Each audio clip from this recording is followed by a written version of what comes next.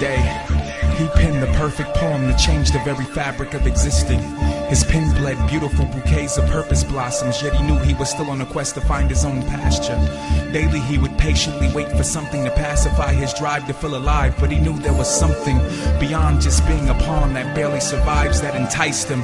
When he was sent away, there was a friend that would write him, but when that stopped, he began to write himself. His only friends were padded walls, a notepad and a pen, no next of kin, left in this world all by himself. There were many that tried to help, but no words could erase what he was forced to face that cold November day. His mother and father were orphans that found each other's love, had no one else but knew they had each other's love, and when they had him, wanted him to have someone that loved him, that he could touch, tangible, that loved him. But one early Sunday in November, he lay between his parents, a pure soul. He was barely 4 years old and it happened. Two masked men grabbed him from the bed while a third woke his father up and stabbed him. A fourth held his mother down while she yelled stop and did unspeakable things to her while this 4-year-old watched. Then they left him there with his dead mother and father. Somehow he was fully aware of what happened and never spoke again. Deemed a danger to himself unless he's holding a pen. His only high points was receiving letters from his imaginary friend. It was a cold November day. It was a cold November day. It was a cold November day. He lay strapped to a bed, and in his head is the only place he felt someone listen. There were times when he'd wake to watch the sunrise and try to find its beauty in the words that he had written himself.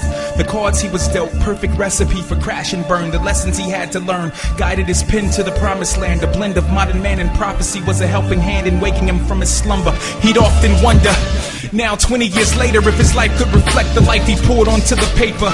It was his only escape from seeing his mother's face. Taking a last breath, he wrote what little hope he had left. His soul took control of the pain he had to say in order to break from his chains that cold November day. Destined to make a change, no longer scared and ashamed. Begin to feel the honor of having his father's name. The words came easy like Sunday morning that Sunday morning, and the irony of that was a poem within itself. As his pen bled, he finally started to clear his head and knew he was the poem within itself. So that cold November day, he penned the perfect poem to change his fabric of existing. He picked the perfect blossoms planted by his parents while grazing the pasture of inheritance left for him. Not waiting to pacify his drive to feel alive, no longer waiting to fall off the cliff but ready to fly. You could see it in his eyes, how he left the doubt with ease. Just then he opened his mouth and spoke the words, I believe. It was a cold November day.